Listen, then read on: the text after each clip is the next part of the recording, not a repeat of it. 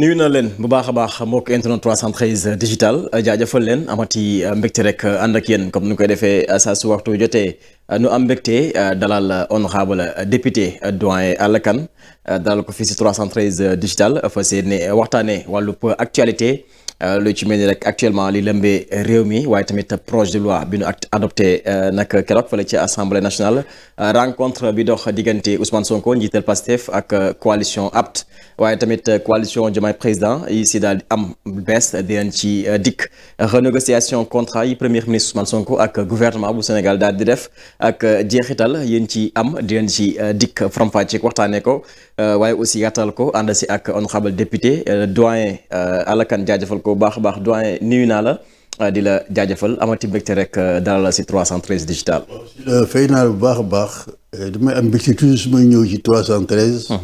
pour waxtaan nag réew mi. joxe sama xalaat ci li xew ci réew mi ci sama expérience. sama jaar-jaar ak ni ma ko gisee.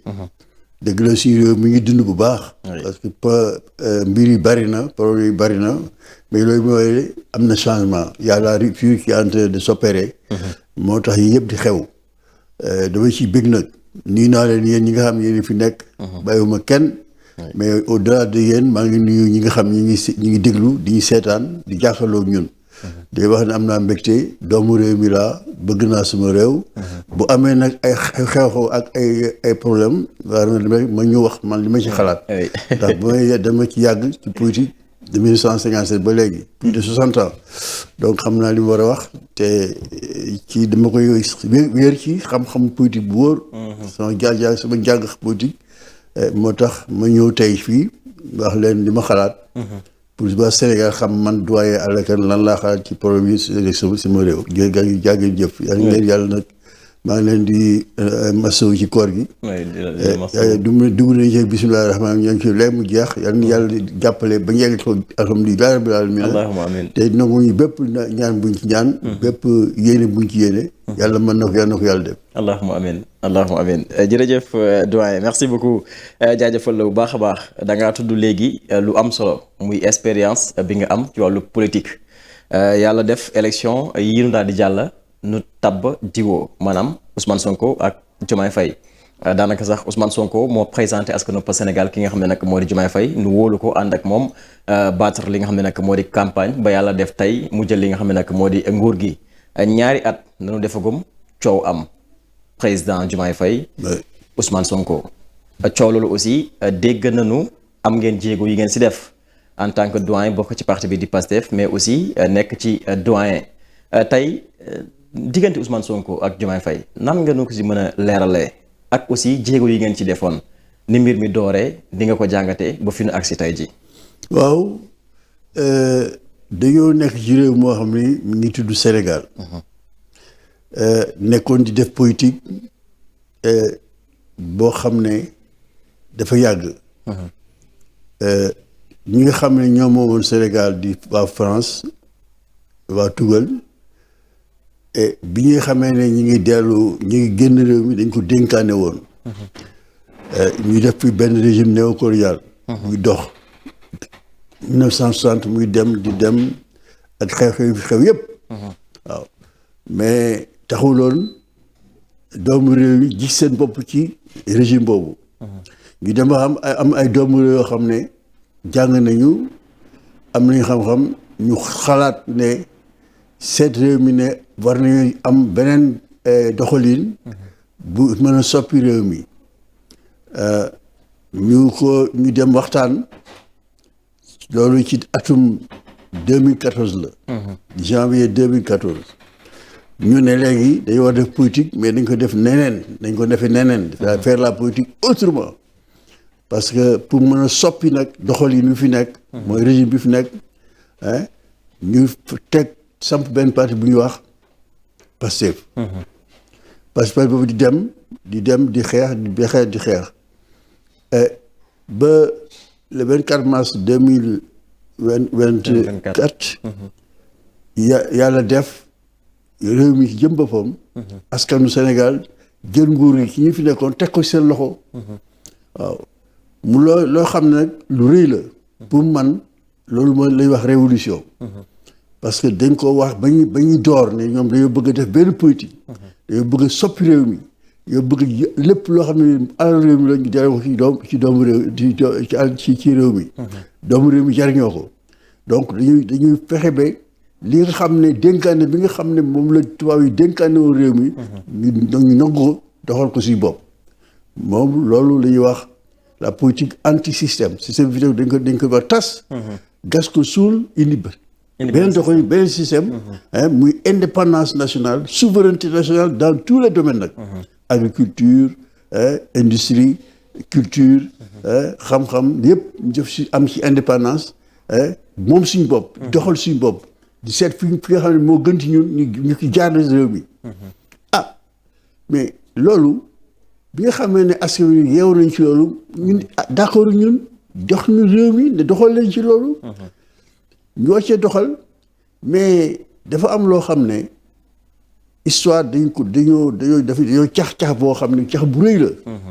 indi problème bu mag a mag ci réew mi ndax loo xam ne bariwul di xew. moo xew suñu réew le 24 mars. absolument 2024. moo di ne parti boobu xam ne dañoo xeex bañ jox ko réew mi. ñi nga xam ne dañ fi nekkoon dañoo def lépp ba ki ko doon jiite bu mat sëkk ñu fexe ba gàllankoor ko pour du mën a ñëw nekk ci bopp réew mi mais moom ci xam-xamam ci bëgg réewam ci xam ne du boppam ci bopp moom moo ko soxal mais réew moo ko soxal mu woy woon diw na ngeen fexe bi diw mii laa bëgg ñu fal ko mu dem. C'est la première fois mu am ci Sénégal te boo xoolee sax ci àdduna. parce que dirigeant politique bu demul rek daan nañ ko muñ ba beneen yoon. mais moom deful loolu dafa ne diw la nañ fal diw. mu doxal te fa mu tolloon ci askan wi.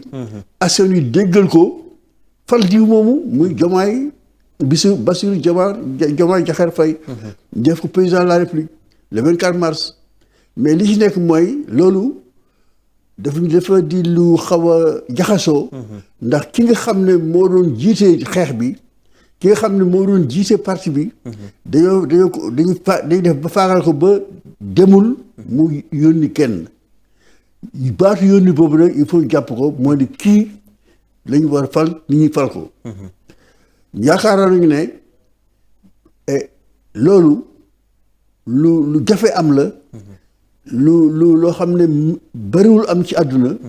ndax boo jàngatee révolution yi am ci àdduna yëpp benn nit moo ko jiite.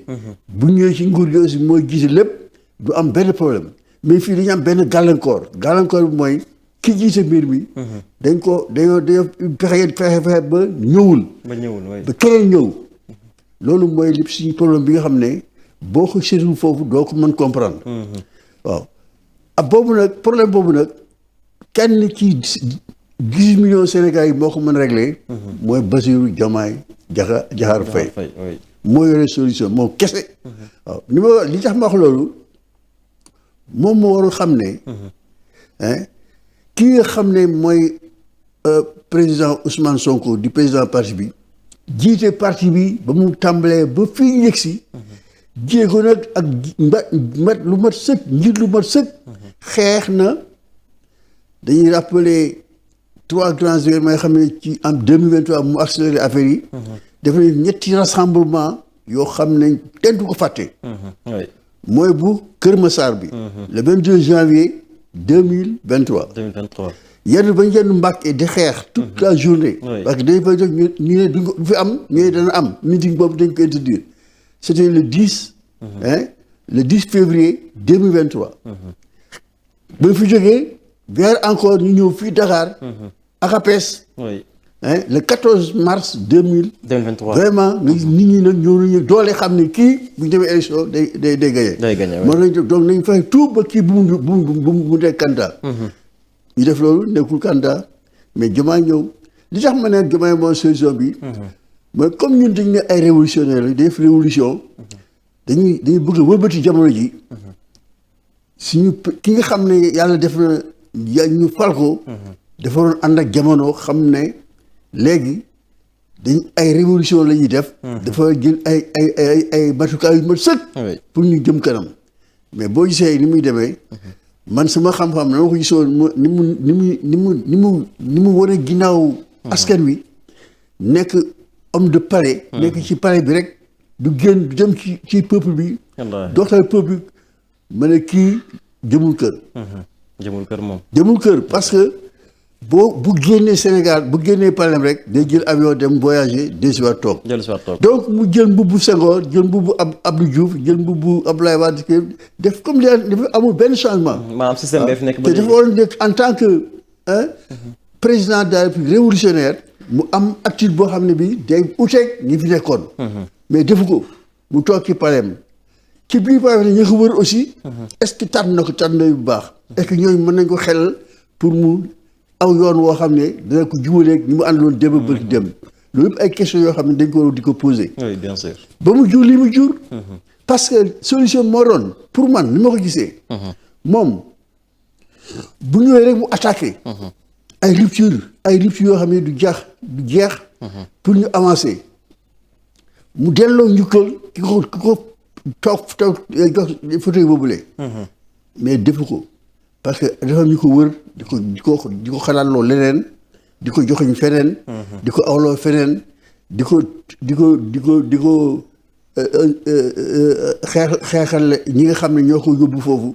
mu commencé gëm ne moom ñu mu àndal faluñu ko ñee ñu ko fal. wala yàllaa ko fal et cetera di yooyu indi ay problèmes yoo xam ne. wax dëgg yàlla boo ko dee da ngay jaaxle. mais problème bi aussi am na jéego yu ngeen si def laataa ñuy agsi fii. waaw mu mel ni aussi demoon ngeen Ndiaganiao. dem nañu en tant que magi Pastef. bu ñu gisee lu mel noonu dañuy dem fexe ci def rôle pompier. fexe ba affaire bi fa mu war a jaar mu jaar fa ñu gis ne lii war nañ jóg pour fay ko. ñu nañ dem d'abord commencé dem ci ay waajuram. ci waajuram bu góor Ndiaganiao ñu dem waxtaan ak moom.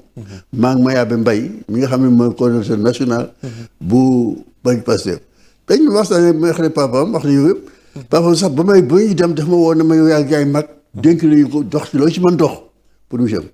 et bañ demee loolu ñooy léegi nag comme gis nañ waajuram bu góor nañ dem seeti ko moom. ñu dem Paris.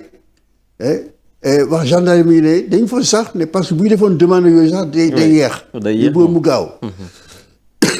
ñu dem Marito ñaan mi nga xam ne mooy dëkk recevoir ñu ne ko dañ bëgg a gis président mu jël téléphone woo ko. en tout cas ci li mu def ñu toog lu yàgg mu jóg dem. yàgg ñëw nañu léegi nee na dafa jàpp da ngeen ko may benn yoon bàyyi leen fi seen numéro téléphone da leen woo. Marito ñaan moo la wax loolu. waaw moo la wax loolu. ñu bàyyi fa ñu numéro téléphone dem. loolu nag déjà daf ñu xaw a jaaxal. parce que ñun ñoo nekkoon di xeex ci parti bi. xam nañu ñun ñooy magi parti bi. dama yaakaar ne bu defoon ni doomu di Sénégal di def. day doy ci bureau ñëw accueillir ñu en tant que magam. en tant que ay magam mat ko ay kilifa yu mat sëkk. mu wax xam ñu ñooy ñan. mais defu ko. da la waroon dalal waxtaan ak yéen. waaw dem. defu ko bàyyi ba ñu fa jógee aussi dem seeti Ousmane.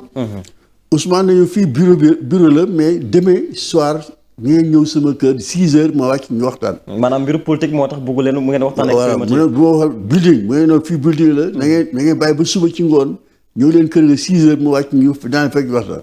ni mu ko wax nag noonu la ko defee te ëllëg ñu dem Petit Palais. mu recevoir ñu toog waxtaan lu yàgg ci problème yi mu xam ne moom dara nekkul ci moom. fa mu nekkoon ma nga fa daal. en tant que dirigeant parti bi. en tant que patriote. et en tant que révolutionnaire et en tant que vraiment responsable boo xam ne. sur le plan politique mais nag yàlla ni ma ko wax rek yàlla def yàq nguur gi.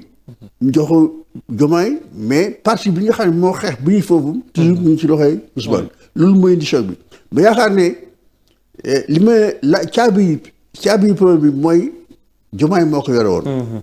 parce que dañu waroon bu ñu commencé rek. mu commencé jël ay mesures révolutionnaires yoo xam ne day wane ne coppite mi ngi am. ci fi nga xam ne foofu la nekk. waroon xalaat constitution bu bees. waroon na xalaat raxas lépp loo xam ne topp na Ousmane mi nga xam ne mooy disons par mu raxas ko def amnistie générale ba léppam mu bett ñëpp nag du laaj kenn mu woo constitutionnel démissionné bu démissionné bu ñu wootee Sonko day ñëw man noonu laa ko gis loolu mooy clé bi ma wax caabi yi nga xam ne moom rek moo ko yore woon moom noonu la waroon doxalee moo ko waroon def pour que Sénégal gi aw beneen yoon boo xam ne day fa yoon doon jaar mu ngi jaar fa mooy ki nga xam ne moo dirigé ñoo si parce que boo xoolee révolution ci àdduna yëpp ka ko jiite bu ñu jëlee pouvoir bi mooy jiite waaw boo ko jëlee ci 1917 Lénine boo ko jëlee ci Mao boo ko ci Ho Chi Minh nga ñëw ci Fidel Castro toujours ñi nga xam ne ñoo diree xeex bi bu ñu jëlee réew bi mooy ñoo jiite kooku foofu la Diomaye waroon agir bett ñëpp def constitution bu bees amnistier ci tout ce qui était li doon topp Ousmane mu amnistier ko parce que moo nekk président de la République mu nekk mu beesaat ñu def ay élection bu boobaa peuple bi fal Ousmane mu ordre bi nga xam ne mu rétablir ñu liggéey mais defu ko mais dañu gis man dama gis sax ne dafay aw yoon woo xam ne du yoon bu ànd ak suñu yoon révolution dama gis ay propos yu mu tëj d'abord moo tax ma jël ko ne indi ko maa ngi ko jëlee ci journal Observateur du mardi 15 juillet 2025 c'est-à-dire 1 an et 3 mois après l'abus du pouvoir mu ne ma wax ma nettali ay waxam ma jot li ay waxam je tends la main à tout le monde et je suis ouvert à tout acteur qui œuvre pour un climat politique apaisé car c'est cela la force du Sénégal beneen bi mu ne avant de parler de réforme il nous faut d'abord la paix et la stabilité politique. yi ay kàddu président la woon. waaw lii dafa garaaw. c'est-à-dire dafa ba bucciku di def loo xam ne. du lu waroon def pour que Pastef ak ñi doon xeex am affaire ci nguur yi. mel daal dafa wàcce yoonam. waaw dafa wàcce yoonam. loolu wax boo dégloo lii rek. te dafa aw yoon woo xam ne. quand il tend la main à tout le monde. xam nga tout le monde dafa garaaw ñëpp ci biir. nee na aussi ubbeeku na pour képp koo xam ne kii dafay liggéey. pour réew mi dal. loolu du révolution. déedéet loolu du révolution. foofu aussi mën nañ ko ci condamné. et si dit avant de parler de réforme. avant ne foofu réforme. te Sénégalais loolu la gën a yàkkamti actuellement. donc loolu mooy woon ne. wax dëgg yàlla suñu frère Diomaye bi lii moo war indi li mu def le 7 mars bi dem fekki ay nit ñoo xam ne dañu ne ko Diomaye président la xaw ma di wax na ñoom foofu sama gis-gis man sama jaar-jaar sama yaakaaroon fi nga xam ne ku jox nguur gi nga di ko wax da nga ko war a defu ko mais si AG boobu sax daanaka yàgg nañu toog dégg ay Ousmane Sonko muy génn di def ay révélation par rapport diggante Ousmane Sonko. mais à chaque fois mu mel ni daan défendre ki nga xam nag moo di Diomaye si des bi mu wootee fële ca Grand Théâtre wax na ko mais nu gis ni beneen Diomaye bu bees ci boole AG bi mu demee naan xunt moom ñaara koy def kenn kuy nekk di wax mu mel daal ay pic wala ay gaaral yu mu jël di ko jagleel ki nga xam nag Ousmane Sonko dem sax ba naan bu doon Pastef kase du falu ndax récépissé bi ko fal du récépissé Pastef moo bu fekk na nu waaw xam nga loolu je pense que dafa Diomaye xam nga lan moo ko dal parce que ñi affaire bi yàggul. bëkki démb dong la. wallaay yàggul waaw fekk ne Ousmane wax naa fi ñetti minutes yi nga xam ne Ousmane téem na ko. Ousmane dafay recette si 15 jours. Ousmane téye na këram pendant 52 jours kenn du génn. Ousmane jàpp nañ ko tax jiñ ko sàcc portable. dañ ko jàpp yóbbu ko kaso. soit def na fi grève de la faim. donc ñun et puis deuxièmement élection processus bu gudd la. waaw waxuma sax campagne électorale bi nga xam ne ñoom def nañ ko moom Ousmane ci 10 jours yi. mais avant ça ñoom ils étaient en prison. Il y avait des formalités à faire. ñan ñoo ko def. mais Pastef moo ko porté woon ñëpp mën nañ ko seere. mën nañ ko seere fii Pastef moo porté woon. dépôt caution bi. Pastef moo ko seere. te parrainage bi. le fait que nit ñi dem di wër di dugg ci quartier bi di ko mais militant Pastef ñoo ko def. amul ba ngay laaj ñoom seen militants yi kenn depuis ñoom ils ont cherché le parrainage. 40 quelques signatures mën ñu ko am. mais c'est Pastef qui s'est mobilisé ba ñu xam. et puis bi ñu ko calé le premier tour. xam nga jàllul Diomaye. mais c'est Pastef qui a développé la stratégie. ne léegi nañu arrêté parrainage bi Sénégal. on va faire le parrainage boo xam ne moo gën a garanti moo gën a assuré mooy nañ diaspora ñu def. absolument kooku Pastef moo ko def. il faut nga xam ne Diomaye xaw ma lu ko dal mais bu ne kooku nit ñi kenn du ci d'accord. vraiment parce que dañ bërki démb dong la. donc Pastef moo def lépp. ba mu yegg si fii mu yegg si tey. absolument et je dis qu'il faut partir. de janvier 2014 ba nga xam foofu la ñu jëlee détermination ne dañuy changer politique. pour changer réew mi. donc c'est Pastef boobule moo jël décision boobule di ko xeex di ko développer. ba le 24 mars 2024 bu dee donc Pastefal ko. loolu amul.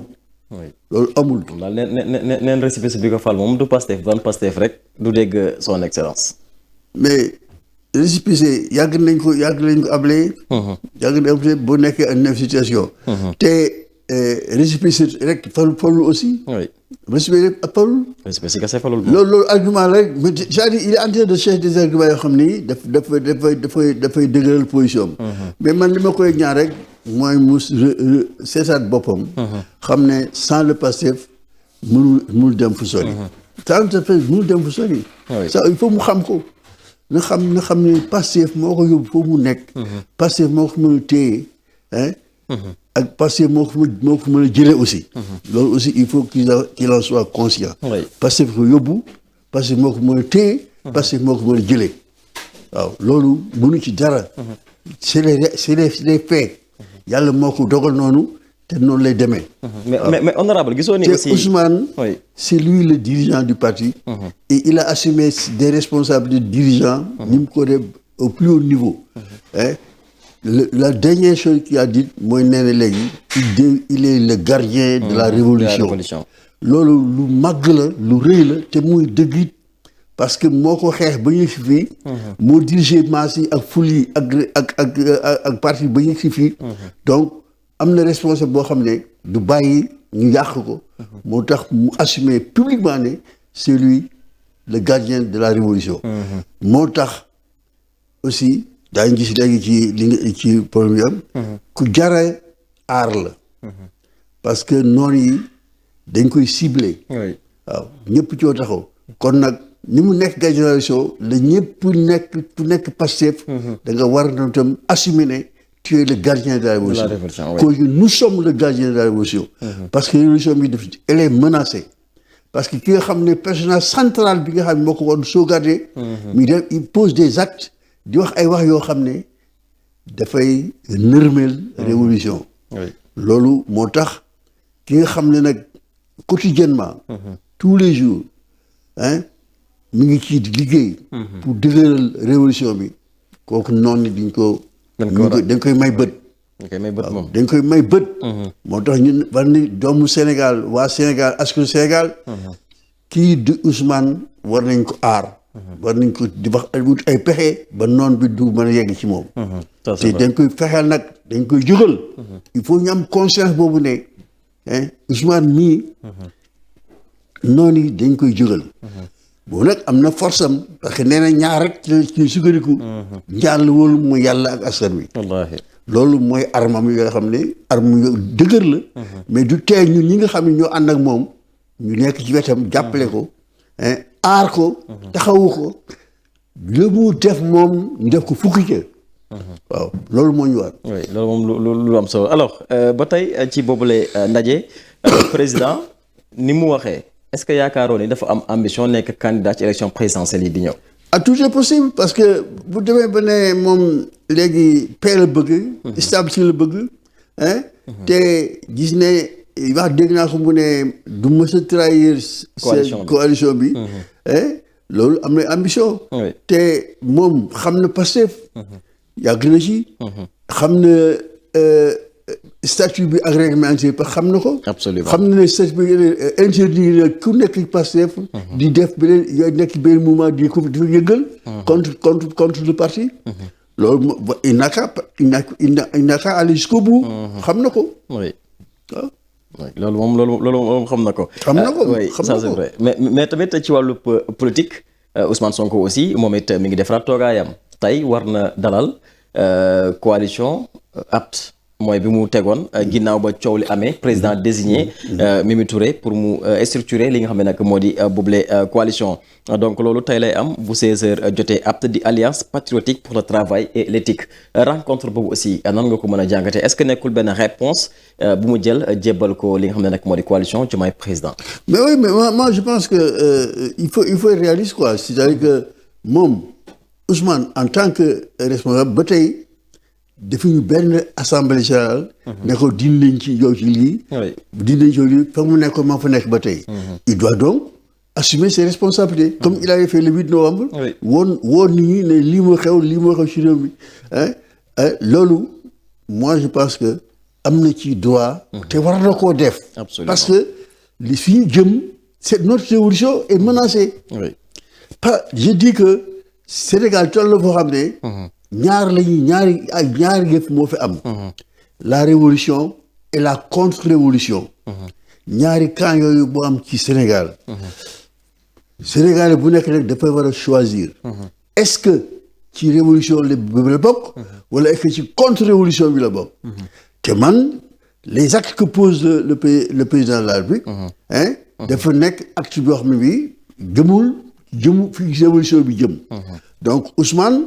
Comme il le dit, comme il est le gardien de la révolution, il doit prendre des dispositions pratiques. boo xam ne day wane ne. day sauvegarder la révolution. pour que Sénégal jëm kanam. moo tax tous les actes que nous avons vus ces jours-ci. va dans ce sens la loi li mu def la loi contre l'homosexualité. loolu c'est un acte de souveraineté. daa ngi ñëw léegi. am na leneen loo xam ne da koy def. toujours parce que comme il est le gardien de la révolution bu révolution bi échoué. da ciy am responsabilité. absolument bu révolution bi amee ndam da ciy am responsabilité. te c'est un homme de décision xam na li mu bëgg am na expérience bi aussi. il a dirigé cette ligne-là pendant une dizaine d'années. ak jaar-jaar yi ñëpp xamal. ak compagnie ñu ko def yëpp. mu arrivé ba ñu dem au pouvoir. mais il a la responsabilité historique de défendre ce pouvoir-là. Absolument. Contre vents et marées. Et tous les révolutionnaires de ce pays, tous ceux qui sont du camp de la révolution, doivent être de son côté, l'appuyer pour qu'on aille de l'avant. oui exactement mu nekk lu am solo yaa ngi tudd léegi tey jii askan bi taxawaay bu nu war a mën a am jëmale ko rek ci ki nga xam ne nag Ousmane Sonko le premier ministre bërki démb dafa def conférence de presse.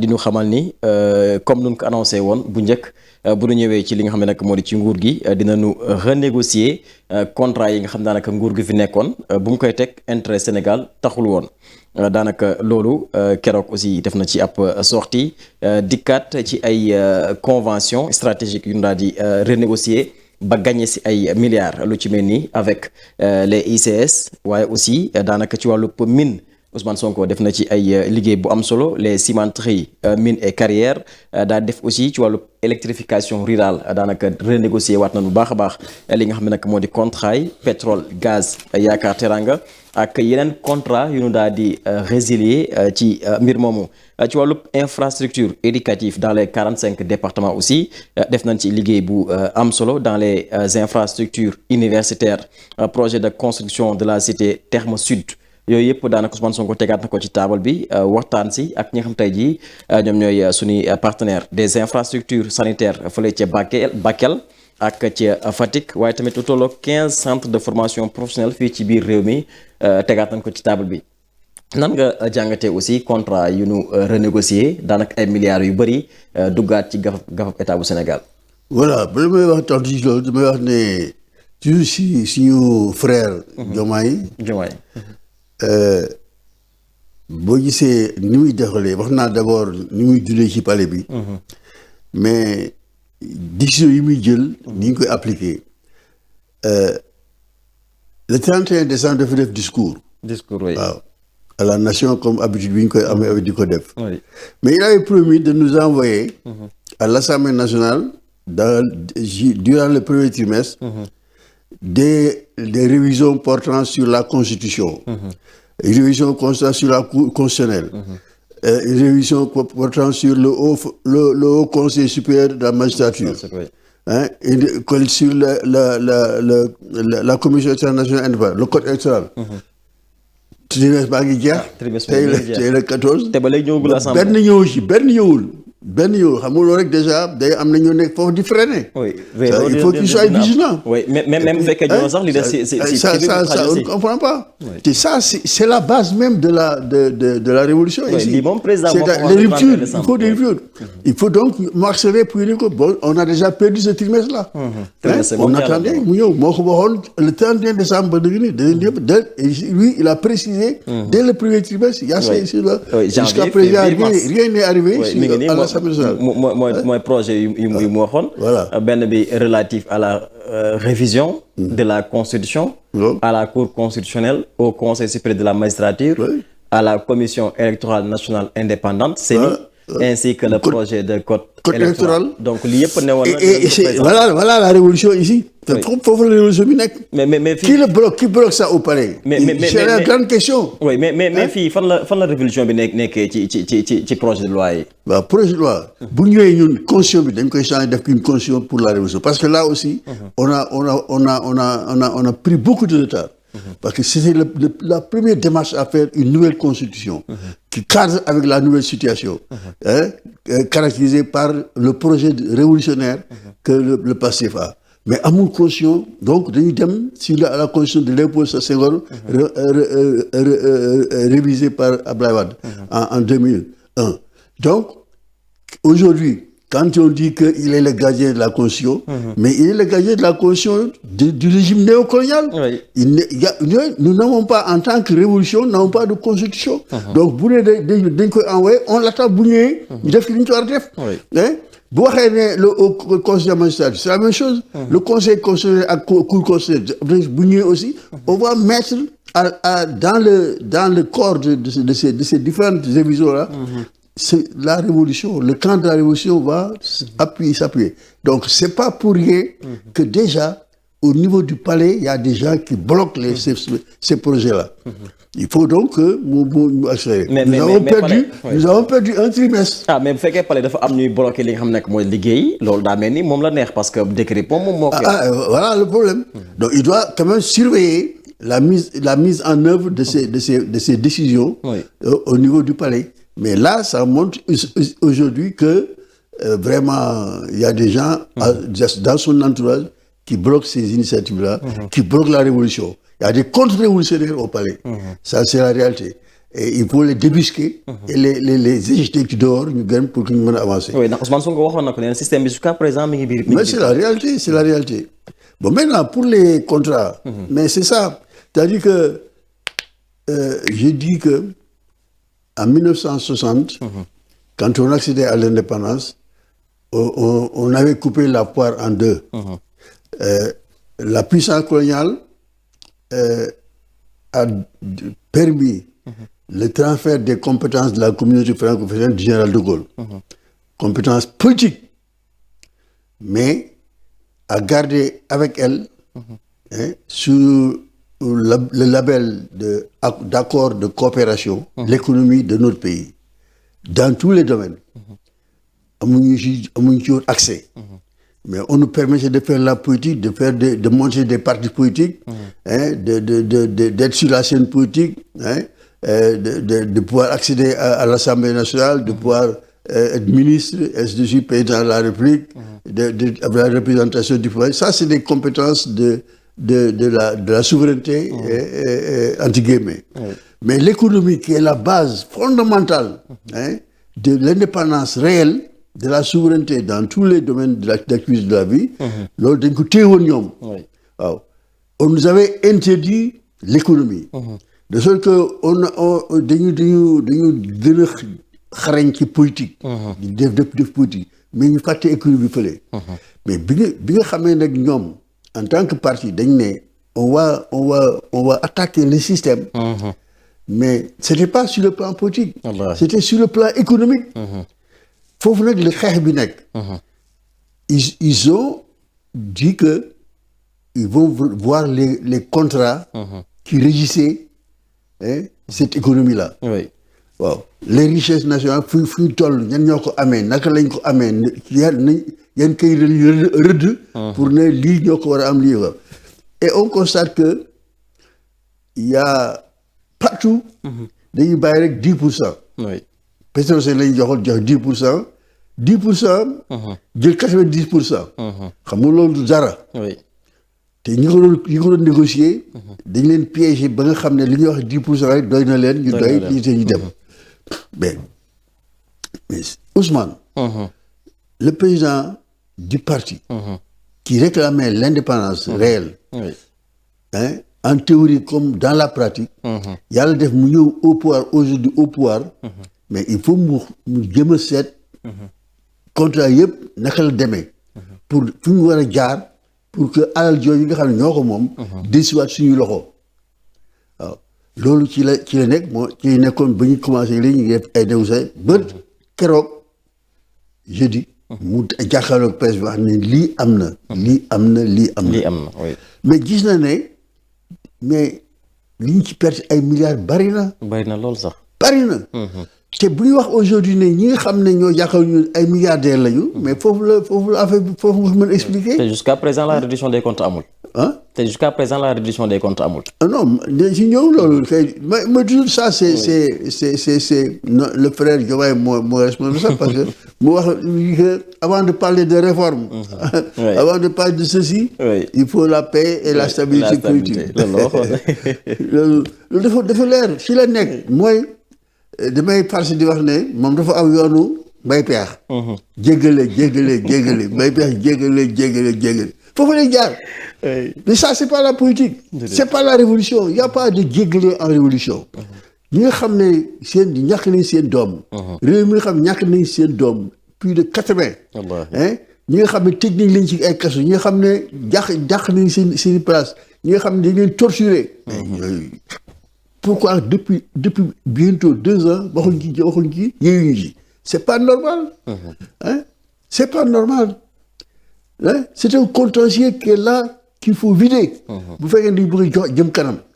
mais pourquoi le président de la République qui est là au nom de Pastef du mu jublu ci problème yooyu du ko régler parce que ça me dit que un climat apaisé. nee loolu mooy doole Sénégal non loolu doole Sénégal bon loolu duñu xeex bon loolu nit ñi duñu dee. il y avait des gens ici qui doon def loolu neex. c'est la force du Sénégal mooy ces enfants sont organisés ont lutté et ont renversé.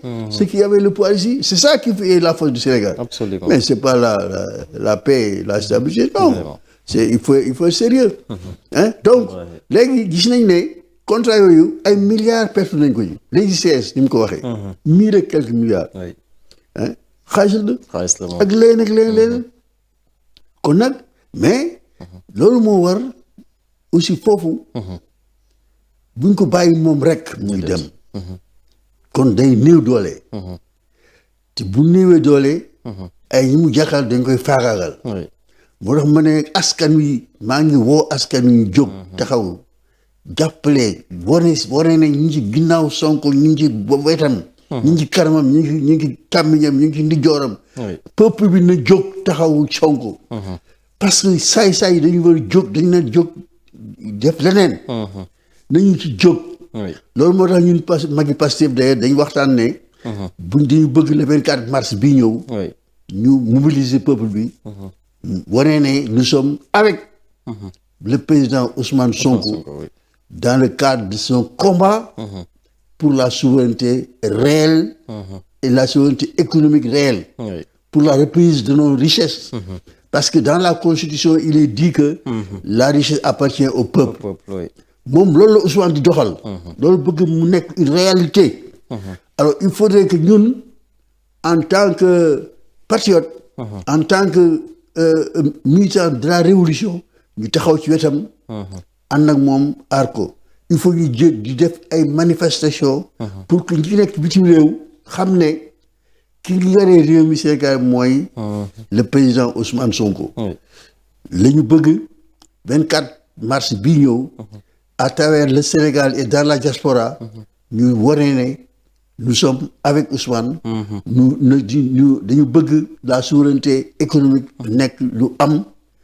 fu Ousmane jaar foofu lañ jaar. li Ousmane bëgg loolu lañ bëgg. li Ousmane def loolu la ñuy def. pour que nit ñi ko bëgg a néewal doole dellu ginnaaw. waaye bu ñu ko bàyyi moom rek muy dem. day néew doole. néew doole dañ ko war a dakkal. te comme 24 mars moom moo xeex ba ñu def ko la journée de Ousmane. ñu def ko désormais le 24 mars bu ñëwee ñëpp réew mi yëpp génn. Sénégal yëpp génn. ci biir réew mi ak bu ci réew. ñu manifester le 24 mars. c'est de notre Sénégal qui est né. te dañu bëgg mu nekk réalité. absolument waaw nañ taxaw Ousmane nañ ko aar. nañ ko attention. nit ñi ngi taxaw bu ñu def attention. dañ koy def loo xam ne day kon nag maa ngi woo waa réew mi yëpp. le 24 mars ak surtout nag Pastef coordination départementale yëpp. muy ak mouvement yeeg ñëpp. bés boobu la nañ ko yëg nañ génn fépp à travers le pays. taxaw sargal ko pour que ñu sargal ko pour ñu xam ne peuple sénégalais mi ngi ci ginnaaw Ousmane. pour ñu jël suñu alal doxal suñu réew. pour que ñëpp jariñu ci. oui loolu moom nekk na lu am solo très bien merci beaucoup honorable ba tey ci wàllub actualité ca assemblée nationale na ni daal di dem.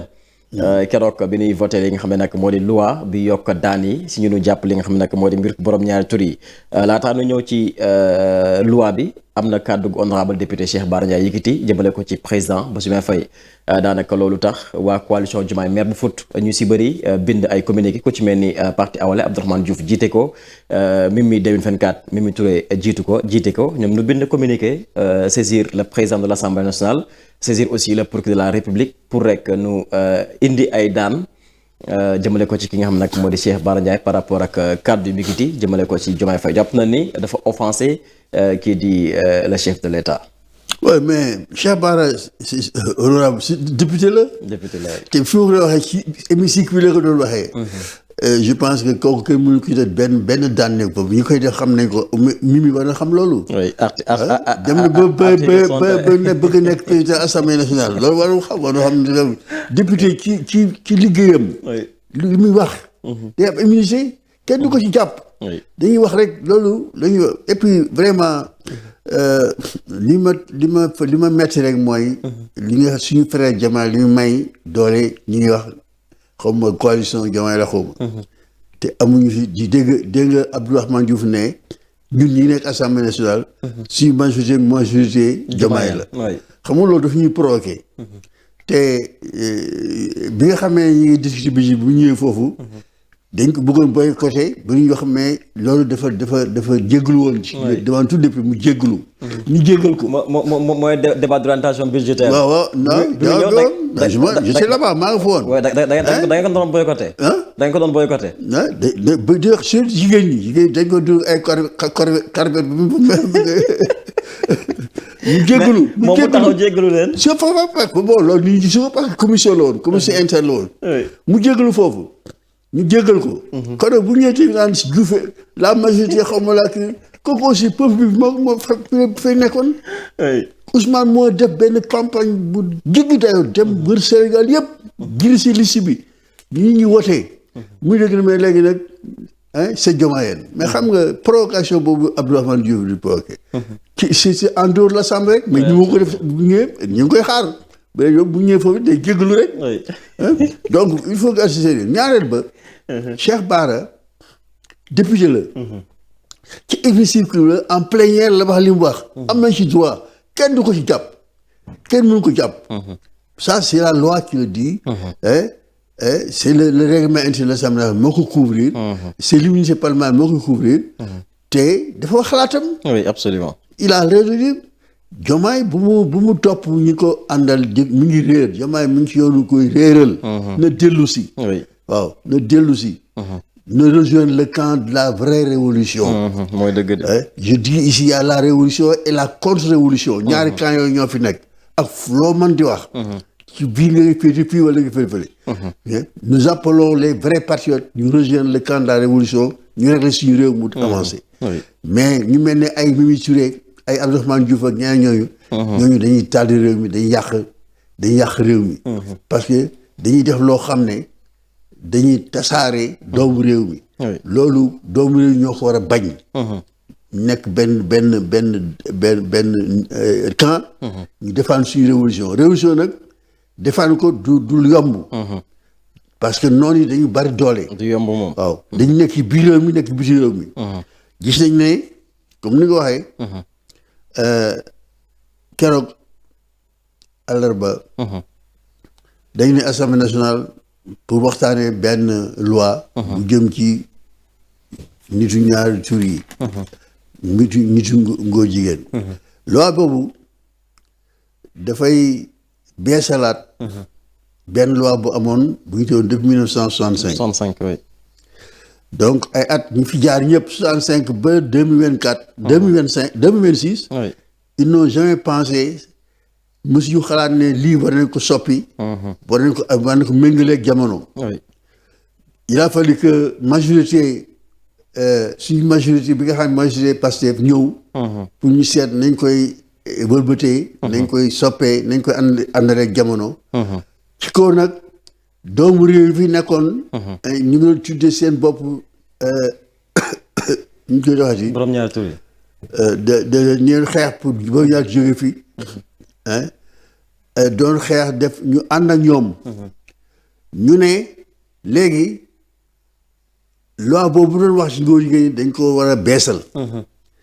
moo tax ñu beesal ko ne dañu leeral d'abord lan lañ tuddee. acte contre nature. mooy def loo xam ni jaaduwul. awul yoon. àndul ak rafetul. et cetera loolu lan la. ñu wax ñu leeral ba mu leer. ñu ne képp koo xam ne yaa ngi def lu deful ak koo xam ne yéen a bokk nekk góor. wala jigéen ngeen di def ànd loolu dañ koy condamné. képp koo xam ne aussi da ngay sëy ak mala. loolu du lu yoon ànd dañ koy condamné. képp koo xam ne da ngay sëy ak néew. loolu xam nga ne sax day daw yaram. wallaahi waaw loolu aussi ñu ku ko def dañ laa ba tëj. wala alamaan loolu de mooy coow li. te nag ñu xam ne suñu diine ñun dañu nekk ci réew moo xam ne ñu muy tudd Sénégal. am 18 millions d'habitants. 18 millions d'habitants yooyu. ñaari diine yi fi am ci réew mi.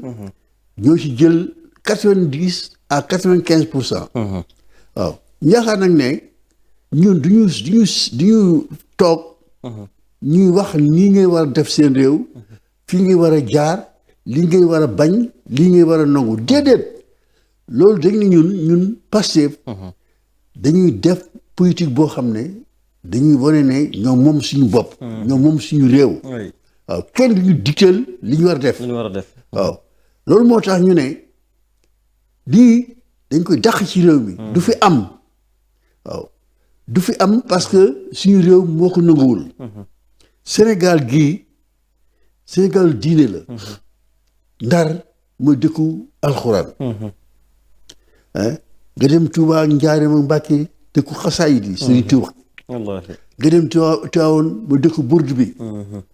nga dem Médina Gounass mooy dëkku Dakar. nga dem Médina Souane ci Casamance. et cetera nga dem Kaolack nga dem Ndiassane. nga dem Limamoulaye c'est yooyu dëkk bu am ñu seet bërëb seet yooyu bërëb taay yooyu. am nit ñu seet la ñu xam ne ay mag ñëpp histoire xam na leen. ay Sëñ Tuubaa Cheikh Oumar Foutiyou Tall. Thierno Souleymane Baal ak xam ne loolu. mun ñu d'accord ci ne dañuy bàyyi ngóor jigéen law suñu réew. dañ koy xeex tey. dañ koy xeex suba. te du fi am. dëgg la nag ba nga xamee ne am na. ay coow jóg na ci bitim réew. ne loolu warut am. ñi nga am dégg naa sax am na ku ne Diomaye. bul wéyal. bu mu promulguer loi bi loolu mooy wéyal. le haut commissaire des Nations Unies aux droits de l'homme Volker Turk moom moo wax loolu nee na bile loi daf leen di xañ seen àq ak seen yelleef ci réew Sénégal ba pare di saako ci président Diomaye mu bañ a promulguer bi les projets de loi. waaw xam nga loolu dugg ci réewu jàmbur la tooñ la. parce que moomuñu nag quand même. ñaareel ba pourquoi def ko pour ak Poutine. Poutine tamit réewam nga affaire yooyu du fi am. pourquoi def ko Trump dana loolu du fa am. pourquoi ñun parce que ñun réew bu ndaw lañ bëgg def ñoo bañ ñoo lànk. ci faaluwuñ ko. waaw moo tax ma ne nañu toog nañu aar Ousmane. dañ ko war a aar.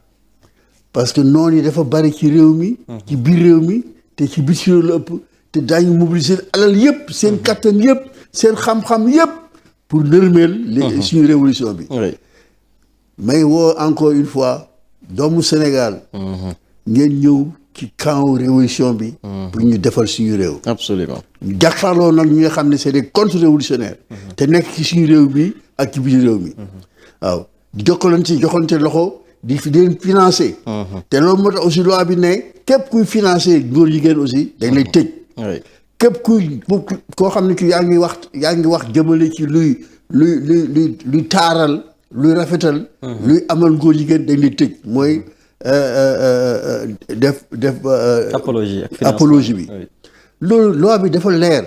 loolu nag moo tax tey ñi nga xam ne saay-saay la ñu. ne loi boobu dañ jóg pour du am. ñun tam dañuy taxaw ne dana am. parce que on est souverain. ay Sénégal lañu am suñu réew am suñu gouvernement. am suñu assemblée nationale. wote ko loi boobu dafay wéy. waaw te yaakaar naa ne suñu frère Diomaye du dégg wax jooju yu koy laaj naan bu ko wéyal non da koy wéyal. il faut mu wéy. il faut mu wéy mais du ñoom kese am na tamit ñu nekk fii ci biir réew mi ku ci mel ni Abdou Mbow ak Thierno Alassane Sall ñoom it dañu taxawoon publiquement ne duñu voté bi les projets de loi. voilà dañuy wax ne c'est-à-dire que loolu même suñu président gouvernement xam na si c'est-à-dire que ñoom bu ñuy wax duñu waxal waa réew mi c'est-à-dire dañu am ay ñu leen di wax loolu. il faut ñu envoyer ay message ne ñun tam ñi ngi xeex ci réew mi. ñooñu la ñuy waxal. parce que boo taxawee digg assemblée nationale du ma woote loi bi. te en fin de compte da ngay abstenir da ngay nit ku doy waar ngay doon te ñoom loolu leen tal Abdou Mbow ne damay woote contre da wax contre Thierno Alassane ne day woote contre devant le peuple mais ba nga xamee ne ci pandaw ga woote wuñ contre dañu abstenir c'est ça le problème. donc loolu mais dafa garaaw sax nga def doomu Sénégal. gis li xew temps yi Pierre Robert di tubaab. nekk France di yónnee xaalis ne luy leen ay kër. di fa dugal ay xale di leen jàngal ngóor jigéen. mais kooku ñaawtu boo xam ne. doomu Sénégal bu ne lii dama ciy d'accord mais dañuy war c'est affaire. wallaahi dëgg la lu tax koo koy def. xaaj jaru ko. vraiment. non daf ko jarul. moo ne dañ leen a jàpp. jox nañu waa Guinée génn xaalis bi. dañu luy ay kër dafa na luy ay kër dafa yóbbu ay xale. ñooy jàngal ay ngóor jigéen di leen tëddee foofu nga ne lii dañ ko war bàyyi mu law. ñu ne duñ ko bàyyi mu law. nous sommes souverains. ñoom moom suñu bopp dañ koy defar nii liñ bëgg du fi am. waaw léegi nag sàmm jikko yi ñu àndaloon. ànd ak ñun loi bi ñëw. defar ko te Ousmane moo ko tëgg. wallaahi Ousmane Sonko moo ko tëgg te loolu daal ko ci mere. dañ ko si dañu xam ne. ñun waa Sénégal am nañu Ousmane njukkal. dañ ko war a taxaw guddeeg bëccëg. fu mu mën di nekk dañ def attention te dañuy jóg nag même bu ko Ousmane yëgul di def ay marche di def ay wax bu ñu xam ne le peuple sénégalais est derrière. Ousmane Sonko. loolu lu am maanaa la. Ousmane mi ngi ci ngóor jigéen yi mi ngi ci contrat yi. Ousmane def le presse. et cetera dafa bëgg ñu am suñu bopp. mais ñi nga xam ñooñu ñoo démb ak bëkk démb bëgg loolu am. daañu ko am ay pexe yi daañu ko fexe. il faut donc ñun ñëpp ñu jógandoo. ut ay pexe. et je dis que le 24 mars dañ ko wax bésu Ousmane. réew mi riir agence bi riir. bu ko defee gaa ñi dellu ginnaaw. gars yëpp loolu dina nekk lu am solo alors doyen laata nu yëkkati jotaay bi sa digganteeg Ousmane lan nga nu si mën a wax sa digganteeg Ousmane Sonko. waaw su ma jógee Ousmane. mooy def bokk bëgg-bëgg. bëgg mooy bëgg suñu réew. muy Sénégal. bokk gisin. gisin bi mooy dañ gis ne Sénégal li ko tardé mooy un système qui est là. Je ne dis pas qui était là mais qui est là encore. mooy système boo xam ne damay wax ne Sénégal général de Gaulle moo ko tëggoon. en 1958 dañ koy jëli ñoom def ko président def ko premier ministre bu France. mu tëgg benn constitution nañu léegi. dañuy bàyyi Union française def communauté franco-africaine entre la France et ses anciennes colonies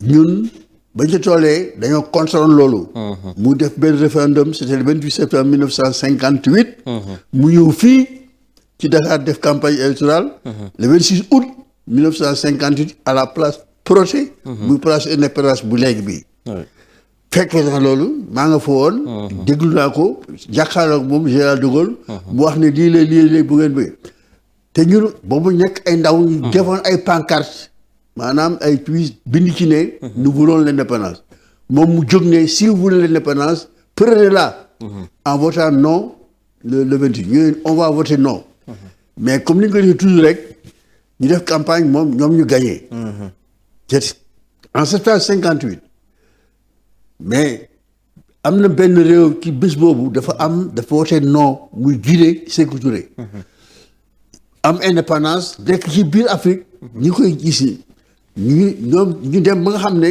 léegi jaar na aussi ñu demander indépendance ñu demander indépendance négocier avec la France ñu indi ko ñaari pàcc transfert de compétence ak accord de coopération transfert de compétence mooy jëm leen ngeen doxal seen politique mais bàyyi leen ñun accord de coopération ak économie bi loolu mooy Sénégalu général de Gaulle bu am indépendance moo tax ma le Sénégal du général de Gaulle Jacques Foccart moo ko doon diriger de Paris bu de cet état chef présidence mu nekk ay français ne fa di surveiller président bi muy dox di dox donc loolu maag Ousmane ñoo ko bokk ñu xam ne lii moo téye suñu réew moo tënk suñu réew donc mais nag maa ngi ci woon depuis 1957 mais bu ma gisee ñëw gis ne am na fu ñu ànd mooy bëgg réew mi xam li koy sooxeel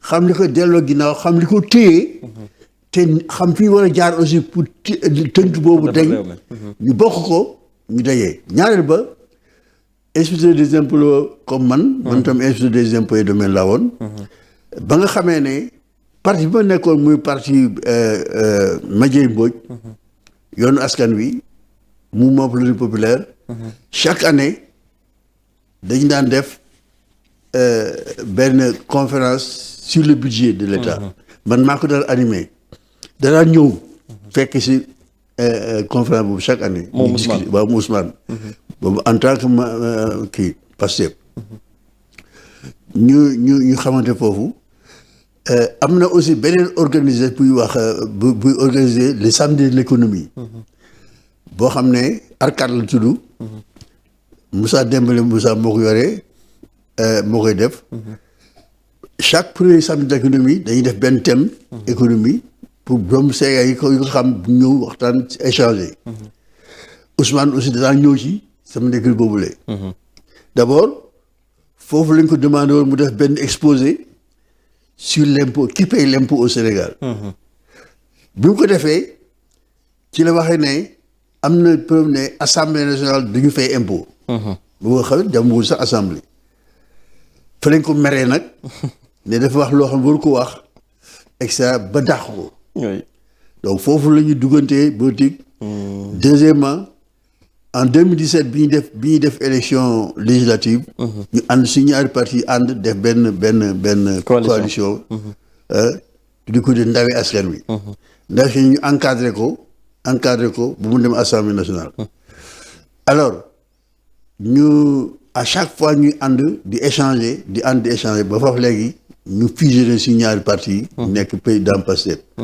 loolu moo ñu boole bon vraiment muy damay déglu ma di ko wax muy déglu ma di ko wax te mu def ma ci cabinet comme conseiller et à partir de là ma nekk conseiller am di waxtaan ak moom bu jox ma cëru nag kilifa parce que xam naa ne am naa âge mën naa ko jur parce que sama troisième garçon moom moo ñoo bokk âge mon troisième garçon est né en 1975 boobu il est né en 1975 mon garçon est né en janvier 75 moom juillet 75 donc mu def ma papa aussi sama jabar mu def ko maman ainsi de suite ñu kër man nag je suis un révolutionnaire awma âge comme je dis quoi je suis dans le camp de la révolution ici au Sénégal et j'appelle tous les pères à rejoindre ce camp-là parce que xeex bi ne fait que commencer te ñi nga xam ne dañu fi nekkoon di ndaataa tàllax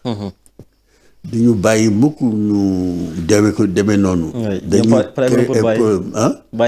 duñu bàyyi mukk duñu bàyyi mukk moom waaw tant que tëruñu leen rendi gas suul duñu bàyyi ci loolu nag lañ toll encore une fois ma wax ne xale les jeunes ces jeunes yi nga xam ne ñoo nekk ci parti bi MJPS ak jeunes yi nga xam ne ñoo nekk Sénégal parce que ñoo conseiller la majorité seen place mooy la révolution seen place mooy ci wetu Ousmane Sonko seen place mooy ñu déterminé wu te pare xeex sur toutes les formes nag on est dans l'appareil d'État ñoo ngi ci on a le pouvoir ce pouvoir-là il faut l'utiliser pour la révolution et non pas pour la contre-révolution foofu la affaire yëpp nekk nag es-tu pour la révolution ou es-tu contre la révolution waaw foofu la il faut Sénégal yëkkati ay ba foofu nga xam ne ñaari camp yooyu ñu am Sénégal léegi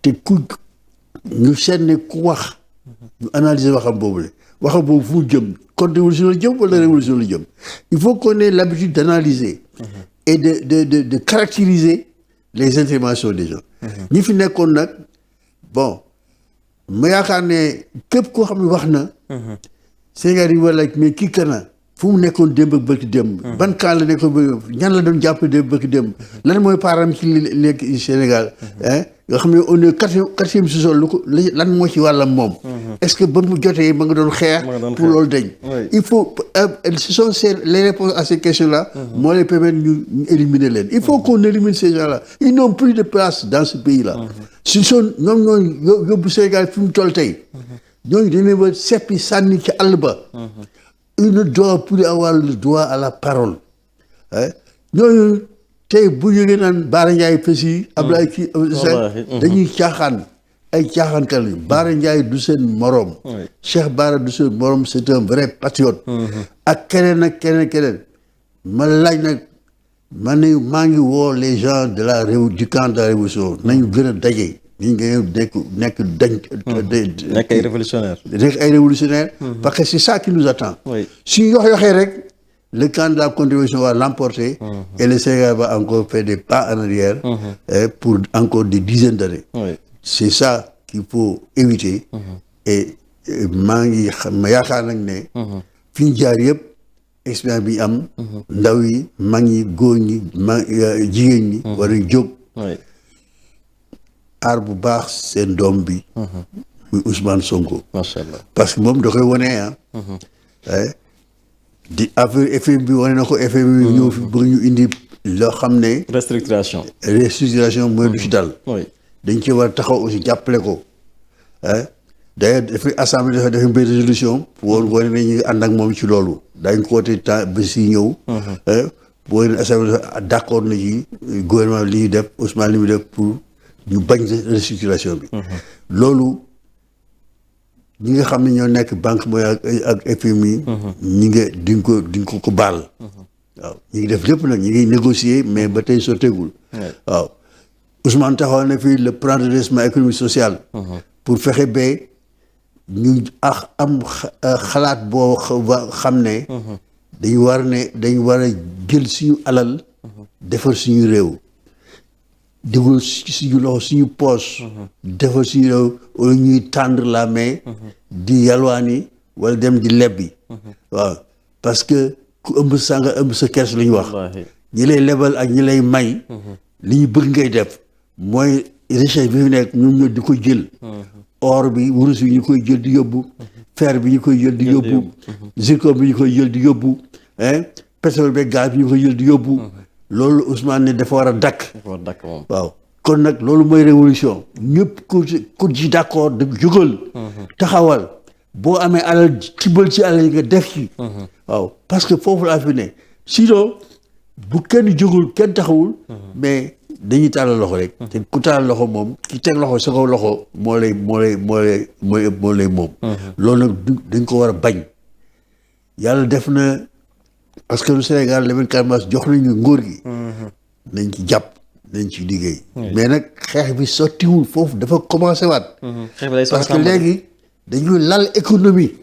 économie mooy koom-koom. attendez attention koom-koom lu doy waar la. waaw koom-koom bi ngeen di xam ne ñu ne ko yoroon ñu bëgg koo laal. xeex la boo xam ne il faut mbooloo mi taxaw. waaw. am na njiit loo xam ne mi ngi ci jóg mi ngi ciy dox. mi ngi ciy wax mi ngi ciy jëf. nañ ko taxaw. waaw pour aar ko. pour noonu yi duñ ko mënal dara. man loolu mooy sama xalaat ci fi jamono ji ma nekk. parce que mbir mi dafa yàgg. noos bi ñu doon noos dafa yàgg. yàq gi ñu doon yàq dafa yàgg. kasare bi ñu alal ji dañ dafa yàgg. kii jóg ne loolu da koy dindi mais nit ñi de buñ ko mënee luñ mën daañ ko def. kon nag il faut ñu taxawu ko. jóg leen nañ jóg taxawu Ousmane. nañ jóg taxawu Ousmane dafa war. sinon du baax ñëpp yàqu. léegi yéen yëpp yàqu. très bien nekk na lu am solo merci beaucoup honorable mbégte la woon dalal la si 313 digital rendez-vous très prochainement incha allah bu neexee suñu borom. merci beaucoup honorable merci beaucoup doyen Alla Kane jaajëfal lu baax a baax mbégte la woon dalal la si 313 digital mbokk internet yi aussi sant leen gërëm leen merci beaucoup à la régie rendez-vous si kanam ak yeneen xibaar fii si 313 digital jërë ngeen jëf.